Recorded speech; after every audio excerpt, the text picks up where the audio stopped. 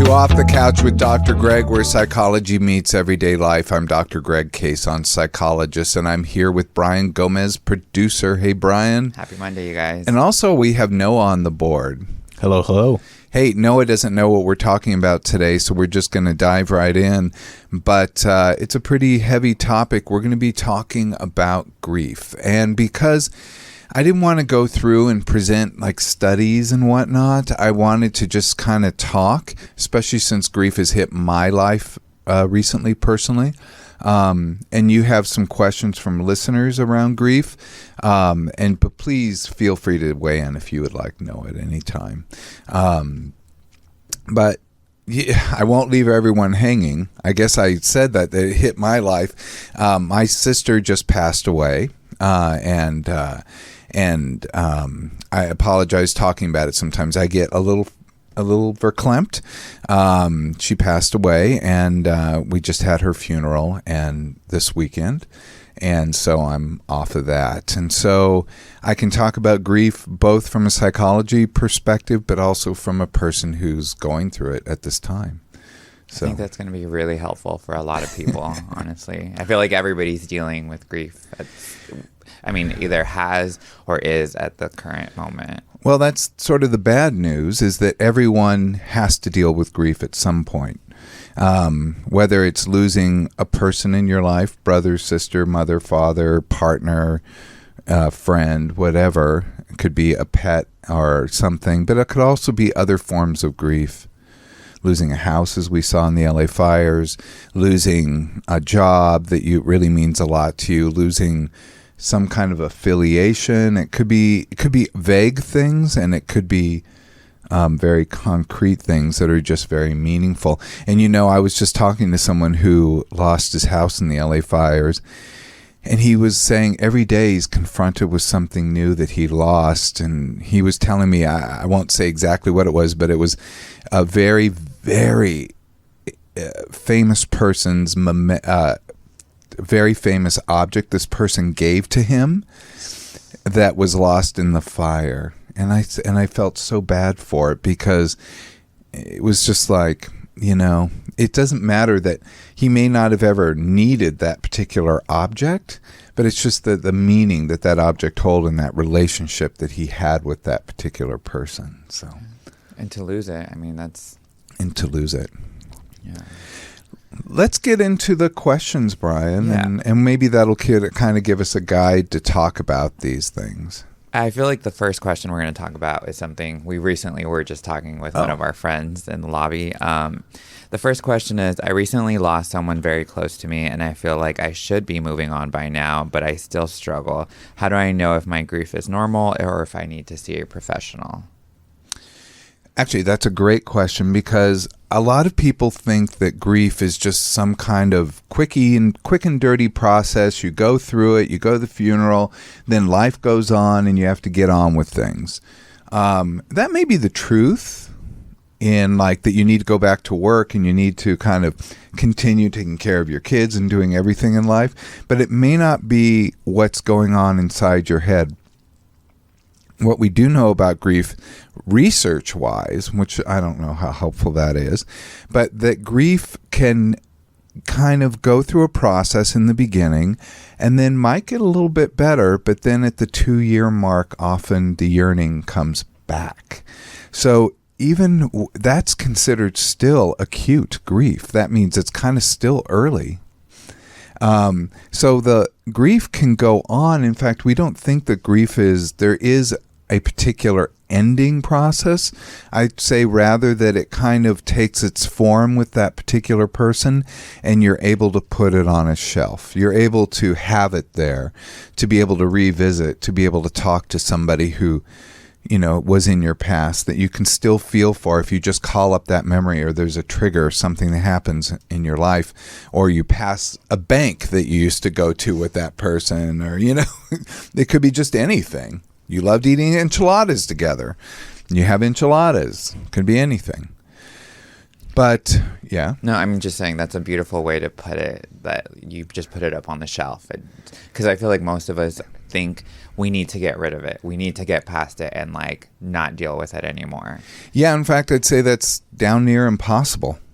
I think that, though, that somebody can actually take grief and that they can have what's called complicated grief. And complicated grief might be that, one, they feel bad about feeling grief, so they put themselves down for grieving, or they get stuck in a rut and they get very severely depressed, or they're having continual anxiety attacks, panic attacks, those types of things. Those can all start to call to mind that you may need some assistance with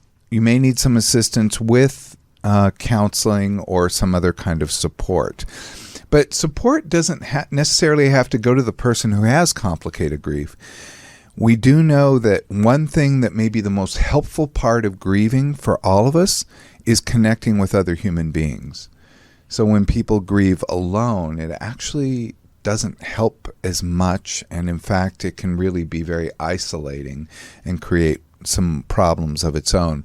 So you don't have to have a mental illness, if you will, like depression or anxiety. I don't consider grief a mental illness. That's a natural part of life. But you don't have to have some kind of accompanying issue to go seek somebody when you feel grief, because just the process of connecting with another person and telling your story is going to be helpful.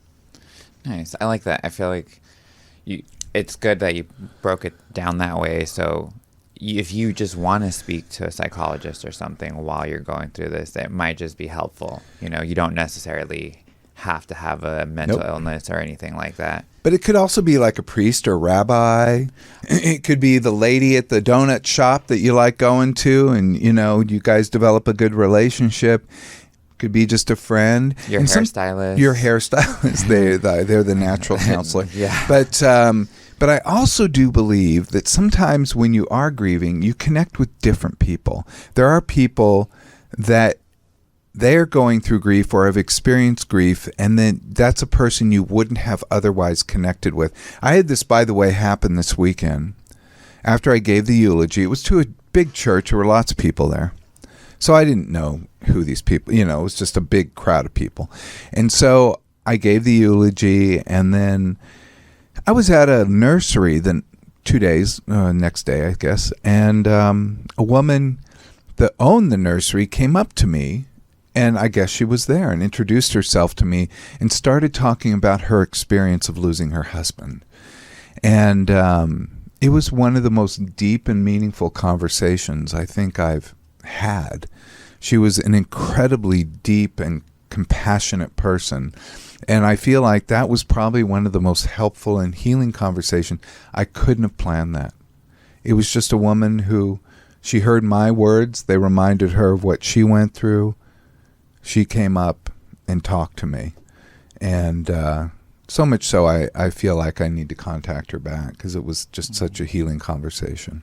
That's beautiful. I feel like you needed that, honestly. In that moment, yeah, and I didn't know. I was just there looking at plants. Aww, that's therapeutic, too. Wow, okay. Let me read another question for you. Yeah. Okay. I've noticed that everyone around me seems to be grieving in different ways. Some people cry while others seem unaffected. How can I navigate these differences without feeling judged or alone? Okay. There is no wrong way to grieve. Let's just say it out loud. Doesn't matter. If you want to watch nonstop comedy videos, fine. If you can't stop crying, that's okay too. If you want to knit a sweater, then go ahead. Like, there's no wrong way to grieve. But I'm talking about these as if you just do one thing. The fact with grieving is that we talk about the stages of grief. Maybe I have to back it way up. We talk about the stages of grief. That was from Elizabeth Kubler-Ross. I think in 1969 she wrote a book on death and dying. It's called On Death and Dying. I'd read it at UCLA for whatever class I took. That book talked about the stages of grief. The stages of grief that she identified were denial. Thank you. Thank you very much, Noah. He put up the cover of the book on death and dying. What dying has to teach doctors and nurses. Yes, she was working with terminal patients, but she identified 5 stages of grief. That when someone is dealing with grief, they go through first denial, then anger, then bargaining, then depression, then acceptance. Those are the 5 stages of grief. So we do know is that, yes, in fact, those are very much stages of grief, and people do experience those things, but they don't necessarily happen in order. Even she's said this, but somehow in popular culture, we think that we do one, then the next, then the next, then the next. That isn't the case. It is more like a pinball machine. Thank you, Noah. The more interesting thing to me about the stages of grief that she's identified is that they can happen simultaneously. You can pinball between them. You can have several happening at the same time. And we look at acceptance, you're trying to accept that this person is no longer with us, or you're trying to accept the loss of whatever it is you're losing from the beginning. So I look at acceptance as it sort of starts small, and as time grows, it grows too. Acceptance is something that will grow over time. The things like denial, I think, sometimes denial can happen right in the very beginning, but it could happen later on too. It could just pop up for whatever reason. And the bargaining one is probably one of the most painful ones. The bargaining is like, if only I had done this. If only I had done that. If I had told that person XYZ, then they wouldn't have been in this position. Like I went through it with some weird stuff about my sister. I didn't send her a Christmas gift because I feel so bad about this. Because sometimes we do that, and I'm like, "Oh, Michelle, I'll get it together," and then boom, that happened. We talked about it. The other is that I called her twice on Christmas, and she wrote me a text later that day and said, "I'm so sorry I haven't called back, but I just haven't felt like talking today." I'm like, okay, yeah, that's okay. I never thought for a second it would happen. Hers, just so you know, was a sudden death. We do believe it was heart-related. And unexpected. Nobody expected it. And one thing I did find that was common when I was at the wake and meeting all these people who experienced life with her is everyone was going through some sort of wishing they had that time back to reestablish relationship with her, because they hadn't talked to her in this or that amount of time, or they left off with some petty misunderstanding, or this or that happened, kind of normal life stuff. And then all of a sudden she's gone. So I think that was one of the tougher things. And I feel like a lot of people, like you said, go through that. There's a lot of, why didn't I do this? Or, why didn't I? I was talking in the car on the way here too, with like one of my high school experiences with a friend of ours. It was like senior skip day, and we went to the lake, of course, like most seniors do. And a group of friends decided to get in the water, swim to like a little island, and then swim back. One of our friends ended up getting caught in a current, and they didn't find him till the next day. But a lot of that, because they had asked me if I was going to get in the water with them, and I told them, "Oh no, it's nasty. Like I'm not going to get in the water. Like no." So I stayed on land with my back towards the water. That for the longest time, I felt like if I was just looking at them when they were swimming, I could, because I got in the water, tried to look for him along with another friend, but like I would beat myself up almost, where it's like if I would have just looked, or if I would have actually gone in the water with them, maybe I could have helped, which you can't really... And you can't argue. You can say, maybe you could have, but probably not. But maybe, But we can't do that. We can't play that game, because that isn't reality. We have to accept reality. Of what just happened. Of what happened. And I think that's the most painful piece. Yeah. We always that's the bargaining. We keep wishing we could change reality in the past. So, and I do wish I could change reality. I think I'm getting better. I think the funniest thing with grieving is both my mother and I experienced this, wanting to call up my sister to tell her like things about the funeral, or to tell her, wanting to call her to tell her this or that piece of gossip that has to do with her. Oh, but she can't. But we can't. And I will also tell you, and this was a painful piece. When I was driving home, I happen to have her daughter's number saved. I have my sister's telephone saved under my daughter's name. There's a reason for that, because when they were very young, they shared in line and whatever. And so whatever. Maybe I misput it in one day or whatever. But I always know what number to call. But I guess I accidentally called my sister's line and I heard her message. And, just this bubbly telephone message. And I wondered if I would ever call her message to hear her voice again. And I did. What did you feel? Or, I didn't feel bad. I felt a little more connected with her in that moment, to tell you the honest truth. I felt like, oh yeah, that's her. She was bubbly and upbeat and, hi, this is Michelle, leave a message, blah, blah, blah. It was just kind of a nice moment. But I remember as I started to hear it, I was like, oh shit, but I'm not going to hang it up because it was her voice. Aww. So I've seen that on like certain movies too, where like a mom lost her son, so she calls his voicemail all the time and like talks to him, and like, I don't know, I thought I feel like it might be in a way therapeutic or soothing for them to hear that voice, and feel like they're talking to them genuinely. Might be, yeah. I mean, I wouldn't want to have the voice talk back to me. I think that'd be kind of creepy. And I know that they're trying to develop AI technologies that do that. I don't know. Oh, I think watch a show that did do it. Like within the show, they developed a software that you create the profile of your lost one, and you could either text them, so it's like them texting back to you, or them having like a voice thing where they like talk to you as if it was them. It was so creepy. Was that a Black Mirror episode? Because I think I watched an episode Black just Mirror? like that. I do love that show. From this show called Evil. Okay. Yeah.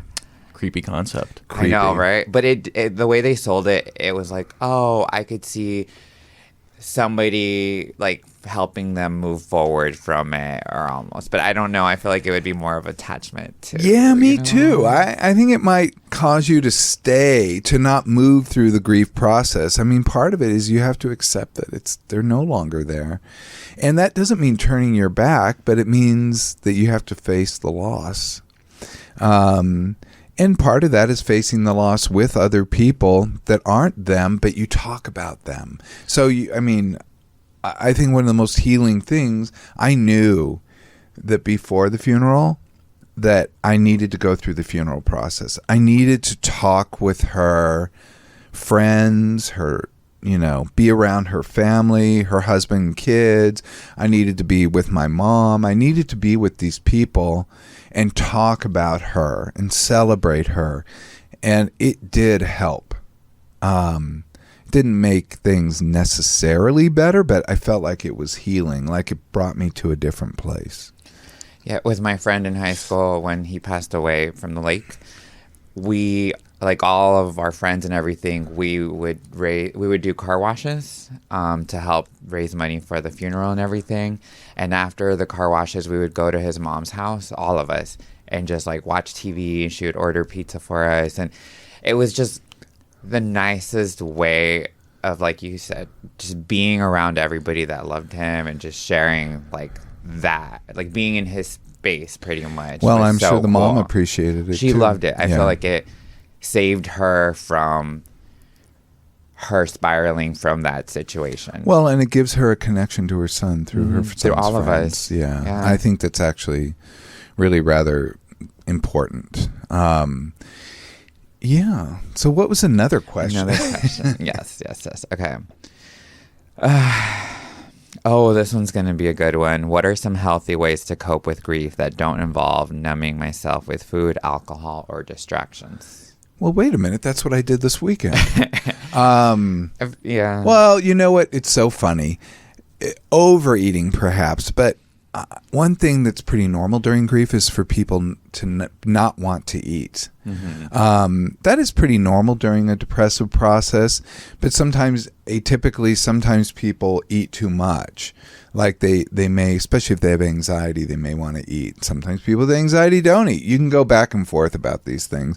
Eating too much or too little can be a problem. But one thing I do believe that people show nurturing for during the grief process is by giving food. Mm-hmm. And one thing that was really beautiful, my sister had a bakery and she made these cookies and she made these cakes and all this stuff. There was a woman there who used to work for her. There were two women that used to work for her at the thing, and they made baked goods with her recipes for us to eat, which I thought was so cool. In addition, we had all the food out and whatnot, but I have to say it was sometimes hard for me to eat. But I did love having those cookies, just to kind of say, oh yeah, I missed that. It's like they're a part of her. Yeah. So I think food can be important. Yeah, you don't want to overeat or to use that in a dependent way.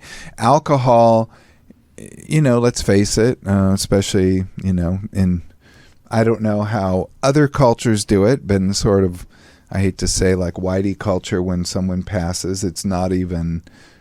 people often serve alcohol, and they had beer and wine there. I don't know. I didn't think people really drank that much, actually. And then, but they certainly did drink. And then didn't see any evidence of any problems. And then also, what was the other one? Food, alcohol, and distractions. Distractions. Yeah. Well, and distractions can actually be helpful too.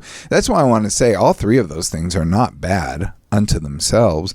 It's when you overdo it. So if you're distracting because you cannot face things, and you're not allowing yourself to grieve and feel the sadness, then that's problematic. But if you're distracting because you are feeling the sadness and you need a break, you need to watch a comedy, you need to go bowling with your friends, you need, just to do something, take a walk around the lake, that to me is actually very healthy. So you kind of have to judge what the distraction is and what role it's playing in your life. I think this is a theme I've followed for a long time. It's almost no behavior unto itself is bad. It's the amount, it's how the role it plays in your life that's actually problematic. But, with alcohol too, there's something. My sister loved wine. She lived in wine country. She lived in wine country. So, what do you think they did? They went to wineries.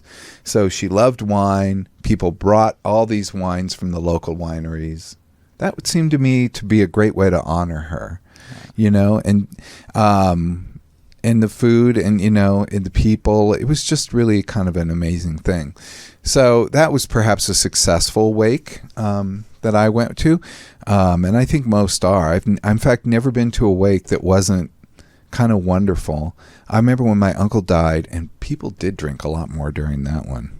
My uncle, people just laughed the entire time, which I thought was the most wonderful way to honor him. That is beautiful. No, that really is. Because he was great. I think when his wife died, we had the same thing go on, and she was nonstop hilarity. Like my aunt was, ball of fire. They were fun. So you can use those ways to cope, just not too much. Got it. I mean, yeah, you're gonna want to drink. Well, if you have a drinking issue or you overdrink, then yeah, that can be a problem. You don't want to do that. Or use it to numb, I guess. Use it to numb. You don't want to numb. No. And there's a temptation you want to numb. I understand that temptation, but it's more helpful to have someone with their arms wrapped around you, a heavy blanket on you, and, to cry. I hate to say it, but that might actually be I feel like a lot of people try to avoid the crying. Yeah. The crying's processing. It's getting it out. Tears are cleansing. I don't think they're bad. Okay, so there's another one that it says, I lost a pet recently, and some people don't seem to understand how deeply it has affected me. How do I handle grief when others minimize my loss? Yeah, people minimize losses sometimes. I hate this, but it especially happens when people lose a pet, because people will say, well, it's just a dog, get over it. It's just a cat, get over it, whatever they say. I felt bad when my goldfish were eaten by raccoons. I did, because I had an outdoor pond. We kept them alive for years, and this raccoon went to town. Yeah, destroyed the entire pond. Anyway, so I felt bad about that. And that was a shorter one. But people minimize dog grief or animal grief. It doesn't have to be a dog. Animal grief all the time because they think it's just a pet. You can get another one. And true, you can get another one.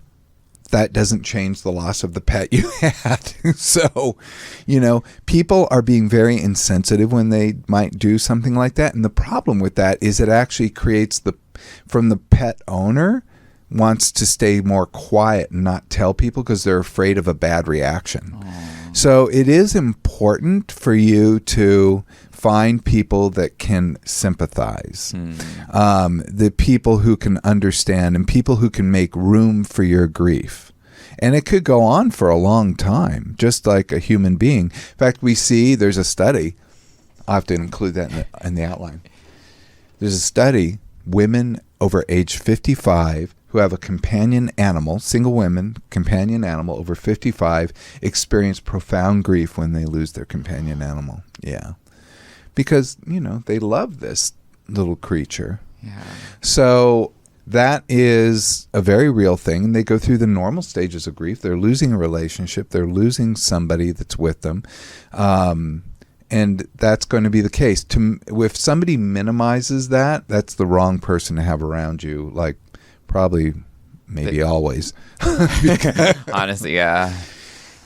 One thing I did notice, like when I lost my cat, and I was really struck with grief about that. It was my cat.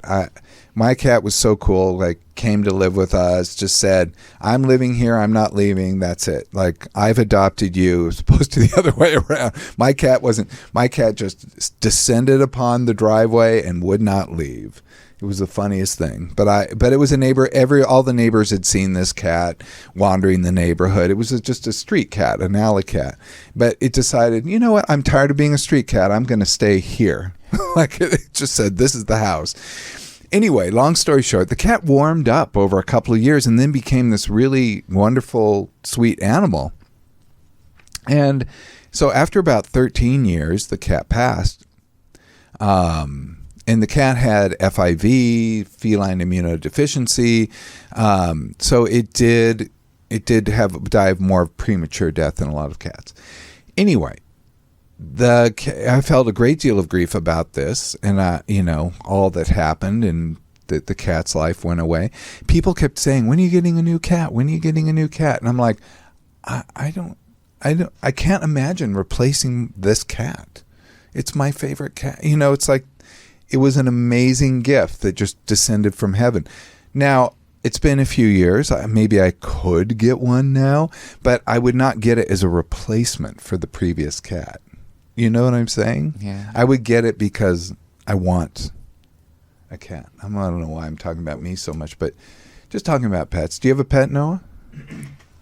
Yeah, I've got 2 cats. They're both still alive. When I was in 5th grade, though, my dog got ran over by a car. Oh. And that was tough.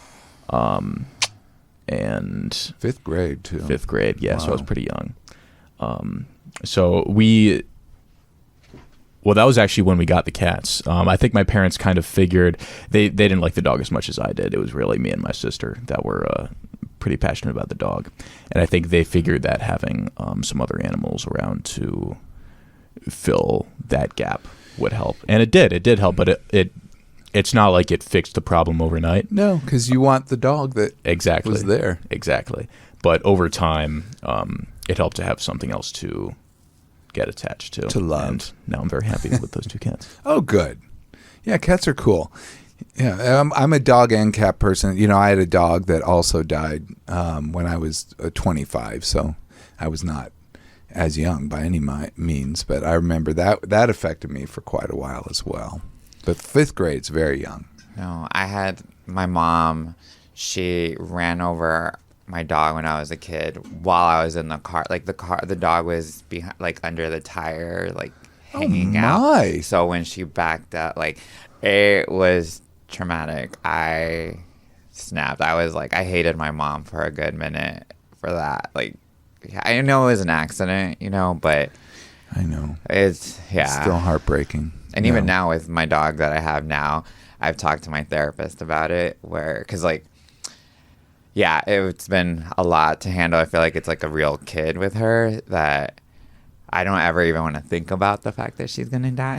That my therapist, like, she's gonna die, and I'm like, I don't even like people saying that. No, but you know, your dog is young. I know that your dog is relatively young, and you know, yes, everything dies eventually, but we don't sit around thinking that all the time. You're gonna die. You're gonna die. You know, I mean, my goodness, how would we live life? We just have death anxiety, which is a whole different issue. We don't want that. But with animals, yes, they do have a natural lifespan. But say with your dog. You know, I saw you go through this, Brian. I saw when you got the dog. No, I'm sure you went through this, and I went through it with my cat. Like, I was already I had a PhD. I was already a psychologist, so I was watching myself go through this with the pet. I went through a severe, like, bonding process where I was like, oh my God, all I think about is my cat. I mean, my cat's so cool. I can't wait. I'm on vacation. I can't wait to go home and see my cat. You know, or, oh, good, my cat's coming up to sleep. Whatever it was, I would think about it all the time. Now, it just didn't last. It was almost like I went through a huge bonding process. I'm sure you went through that. Yeah, and I saw you go through I feel like you saw me really even struggle with it at first, but yeah. Yeah. I mean, it's not all positive. I mean, it can be negative too, but you're basically forming this bonding relationship with the cat or the animal, and then eventually, which you didn't actually know when you were a kid, you probably didn't even notice it because you're a kid and you just think this is the coolest dog. But then when we lose that person, that animal, it's the same as a person, that you then feel this loss, this incredible loss, because you no longer have that to fill that space, and that emptiness is there. One thing we talked about with Elizabeth Kubler-Ross's 5 stages of grieving, just to say again, it's denial, anger, bargaining, depression, acceptance. Do you love how I have to go through that in my head? She doesn't address something we all have, which is when something dies, you have yearning. And that yearning can go on for a while, and the yearning can get worse later sometimes. The yearning can be triggered by things. Yearning, like, I want it here. I wish I could call up my sister and tell her about the funeral. I really do. I'm sure she'd like it. I'd be like, guess who was there? What? Why was she there? I hate her. I would love to have that conversation with her. It's nice to see you, like, smiling and, like, being cool with I guess I was a little bit boo-hoo for a while there. Well, I mean, it's expected. It's a big loss in yes, life, yes. Yes. So it's nice. I'm going to read another question for sure. Okay. Whew. Okay, so it's one for the holidays. Holidays and anniversaries are incredibly painful reminders of my loss. Great question. Do you have any advice for getting through these tough days? Yes. Expect them to be tough. I mean, so what we can say is that holidays are a given. Like, my sister's coming up. Her husband has to go through Valentine's Day. I mean, Valentine's Day is what? A few days away? Yeah. I think that's going to be incredibly tough. Also, her birthday's coming up. That's probably one of the tougher ones. But it can be things like 4th of July, because they like to have barbecue on the 4th of July. They loved Christmas. They loved Halloween. They would decorate. They were that family, you know, the ones that would have all the decorations up. I'm sure it's harder because it's not just her individual. It's like a family. Yeah, that, you know, it's family. Absolutely. So all of that happens. And so now the husband, the kids, and all the friends are going to have to walk through every holiday without her. Myself, too. You know? My mother. All of us. And the holidays are especially tough because we associate them with doing certain things. We associate them with talking to certain people, with communicating, with doing all kinds of things. So all of that happens, and then, you know, then we go through the first year. After the first year, they still may be difficult, but it becomes a little bit better because then you've gone through all the big milestones. The first year is really tough because you just have to go through all the milestones. So that's why I think it's weird when people say, well, it's been 2 months. Aren't you over it? I'm like, oh, God, you know, I don't care. If they're not over it, they're not over it. I mean, it would be a little weird if the person's partner died and 2 months later they were like, everything's fine, you know. Yeah. I'd be a little worried about that one. Well, you know, maybe I don't know. Who knows? Okay, I'm going to do another one, okay? Let's see. Okay, how can I support a friend who is grieving without saying the wrong thing or making them feel worse? Another quick question, because that's so funny, because people kept saying things to me. I'm so sorry for your loss. I don't know what to say. Da da da da. And I would say, that's okay. There's nothing perfect to say. Like there's no right thing. There's no right thing to say. There may be some wrong things to say, like get over it. But I personally, they could have said anything. What I took from it is they're offering me a gift. If they give you a condolence of any sort, they're trying to offer you a piece of their heart. They're trying to give you a gift that they care. So it doesn't matter what they say to me. But I'm not representative of a lot of people. It is true that some people look for a correct thing to say. And that's because sometimes words can be damaging. I did see some research about pregnancy loss, so pregnancy loss is another euphemism. It's a more helpful or more, let's say, friendly term for miscarriage.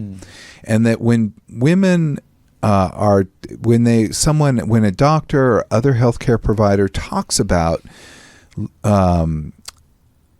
any kind of medical terms to a woman who's just lost her child, what she was expecting to be a baby, to be born, when they talk with them in medical terms, it can be often very off-putting to the person.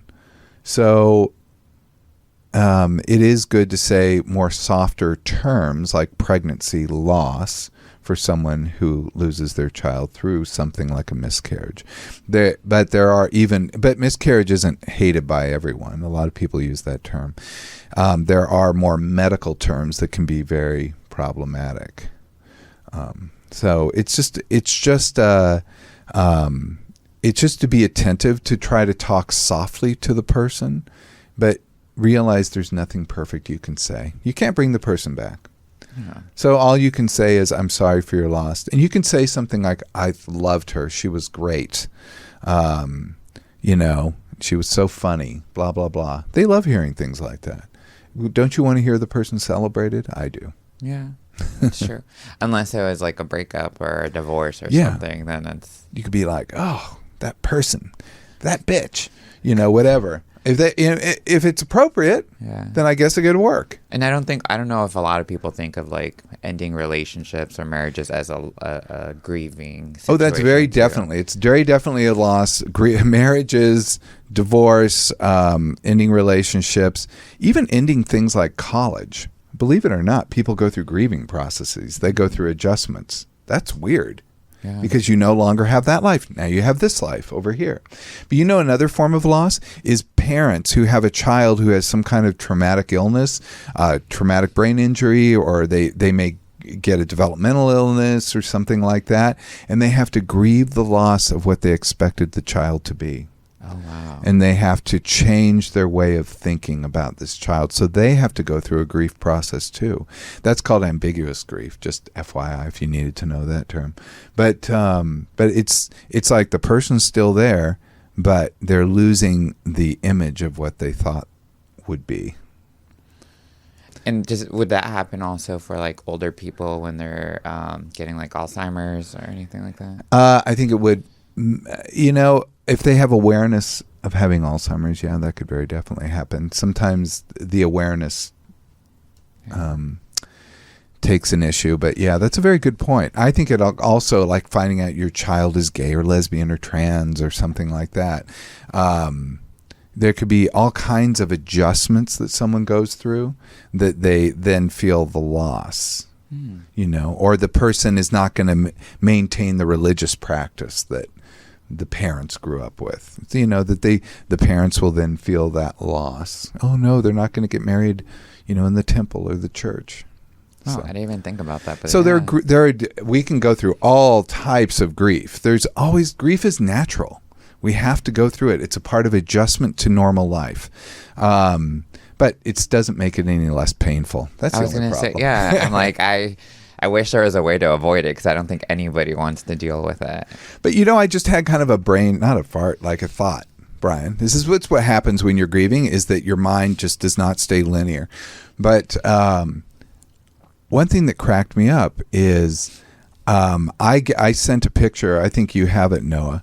We were at the wake, and we were standing outside. I'm standing with her husband and a couple other friends out by a little fire. They have a fire pit in their backyard. They have two, as a matter of fact. I mean, they've got it going on. And so we're there, and we look up, and we see this incredible photo. I mean, well, not photo. We see this incredible image, and actually the clouds formed a perfect circle around the moon. And then we saw this, what looked like a cat's eye. It was the weirdest thing, and it wasn't temporary. It was up for a long time, and we were thinking, wow, that is the wildest thing. Maybe it's an optical illusion.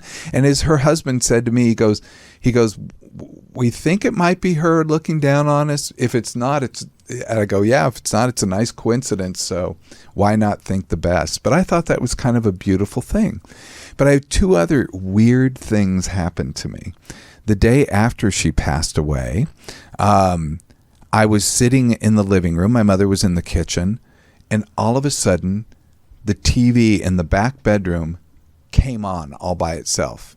Now, I went back there. The remote was sitting right next to the TV, so it wasn't like something fell on the remote or anything. It literally just popped on all by itself, and it was blaring loud. So I heard it, so I had to go back there. I'm like, why is the TV on? I go back there, and it was playing the news, and I turned it off. I later found out from her son, who discovered the body, that she was watching the news when she passed. That's creepy. I And you're not know. a superstitious person. No, I'm not. So that's how I'm like, I don't know what to make of it. Yeah. But I'm like, I'll take it. I will make meaning of it because it gives comfort, but I can't say that there's an actual reason. But I had one other thing happen that made me start to think, wait a minute, maybe there is something to this. So I wrote her eulogy. Like, I started on Thursday night. Then Friday night I was working on it, and then I had to give it on Saturday. So I worked on it for a couple days. And I think I got it to a good place. And I thought, I want to print this. So at the hotel, I went to them, and they said, yeah, we don't have printing, blah, blah, blah. So I'm like, oh, shoot. I was trying to figure out what to do. I went and, I tried to get my iPad to work. It wouldn't. I'm like, I can't believe nothing's working here. I was going to bring my computer. When I got to the church, I had forgotten my computer, and it was about to start. Everything bad happening. So I had to pull up my phone, and my phone, I had to read it off the phone. Thank God you can do this, because I would have been kind of stuck. And I was reading off the phone, and the phone, whatever. The phone has its own problems because it kept going out, all that. But anyway, it doesn't matter. I wanted it printed, and I was like, and I really wanted it printed. Anyway, I came home from the trip. I took my bags, and I put them in the living room, and I was in the back bedroom of my house.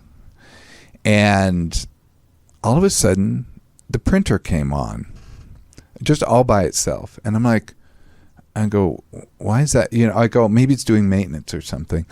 And then it's printed a document. And then I picked up the document, and it was the eulogy I wrote for my sister. And I'm like, okay, that is a very interesting thing. Maybe I'm trying to think of what could be the explanation for this. Because usually when my computer is asleep, it has to be awakened to send a print document. Yeah.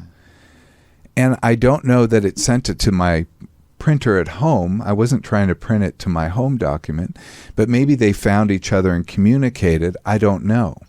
But I sent it, and it printed my sister's eulogy. I thought that was kind of weird. The computer was in my backpack, zipped up, shut.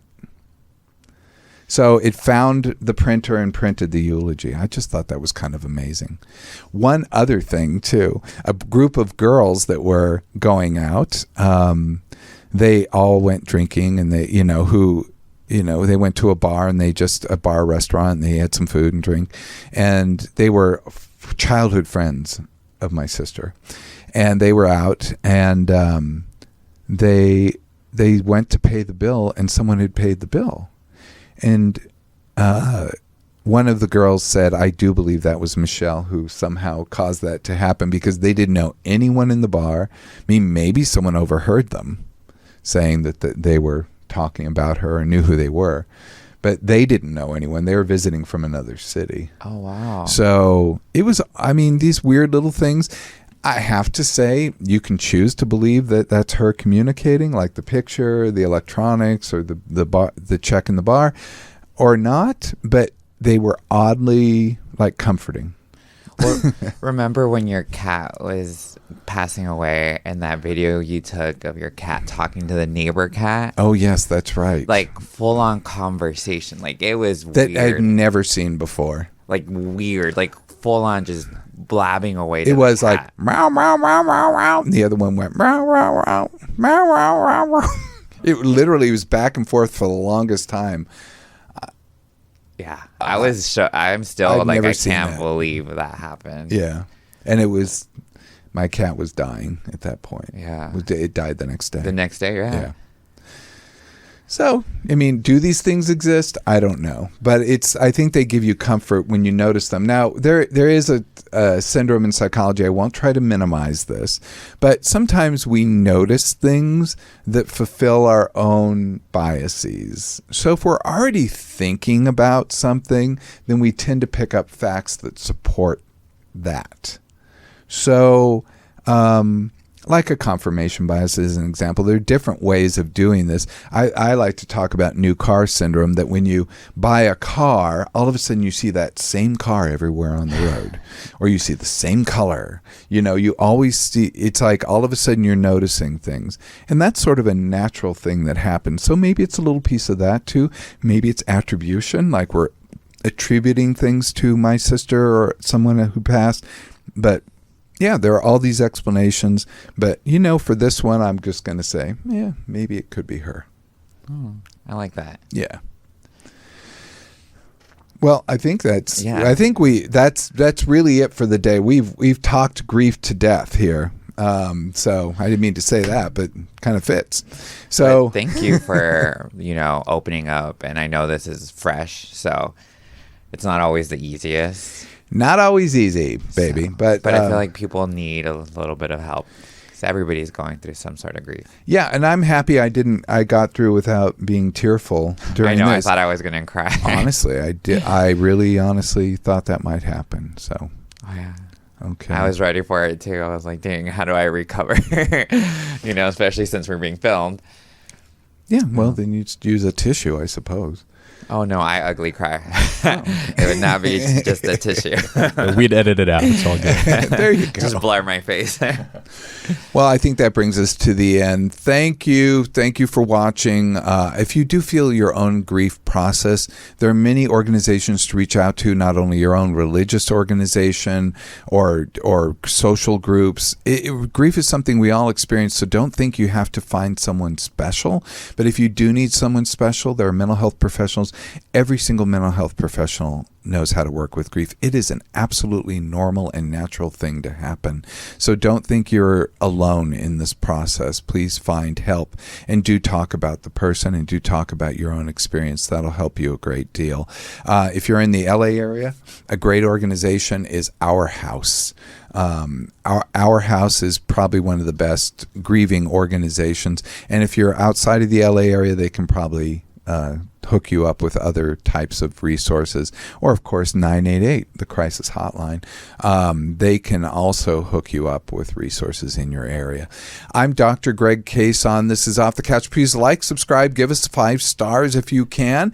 Also, if you want to see, I'll put some research around grieving in the show notes. Just go to youtube.com/Dr. Greg. Until next time, thank you for Off the Couch, for Brian and Noah and Greg. Be present, be flexible, and be kind.